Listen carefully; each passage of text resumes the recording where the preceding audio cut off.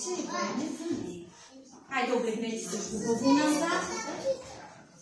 Очичките и ушите, какво беше? Ушите, гледам с ушите и главата. Сега, запазете тишина, за да чуете историята на една водна капчица. Като нея, точно така. И така. На покрива на една къща живееха много капки. Един ден при тях капна една пуничка.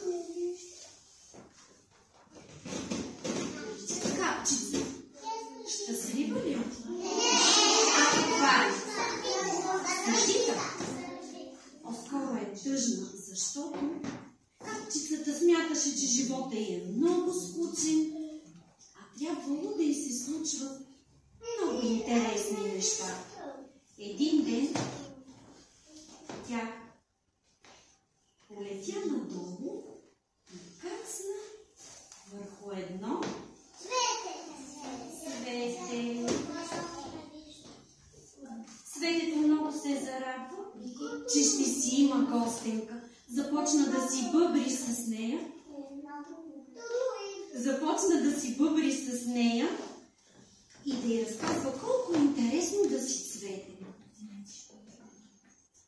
Така капчицата гостува на цветенцето няколко дни, докато един ден Слънчо изпрати един лъч, който докосна капчица. Тя не можа да издържи на тази топлина, изпали се и тръгна като водна пара нагоре към небето. А там кацна върху един пухкав облак. На облакът имаше много капчици като нея и той тъкмо им разказваше за дъжд, за сняг, за градушка и колко пъти е обикалял земята. На следващата сутрин, когато Слънчо отново изгря, заслепи очите на облака, насълзиха се и той се разплака. А когато се разплаче облачето, какво се случи? Капките полетяха надолу като дъжд и попаднаха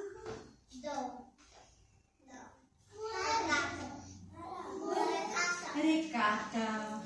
И така това се повтаряше всеки ден до днес. А сега затворете очички. Без да ги натискате сърца. Само и така затворете очички и ще чуем нещо, което трябва да познаем. Да познаем само като слушаме с ушите. Не, не.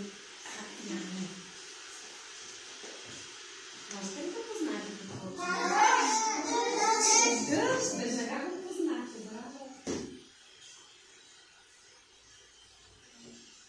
Кой сезон е навън? Разговаряме всички заедно. Есен.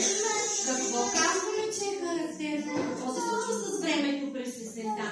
Само, че Калинчев дигни ръка и тогава Калина отговори. Времето е дъждовно. Сега навън какво е?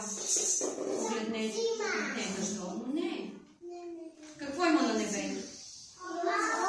Щом има облаци, значи времето е какво? Облачно, точно така.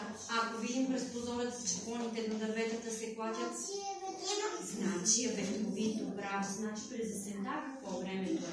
Облачно, много често. Облачно, ветровито, дъждовно, нали? Топло ли е? Някой ден е топло, някой ден не. Колко сезона има в нашата страна?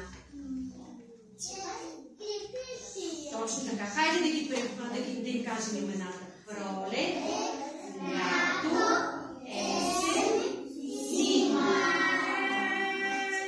А дните на седмицата ни бе, моето момче, сега не е. Така. А дните на седмицата са понеделник, вторник, сряда, четвъртък, петък, събота и неделя. И ще се удариш сега, Калинче. Така. Кой е първият работен ден? Кой е първият ден, в който идваме на детска градина, на работа? Ани?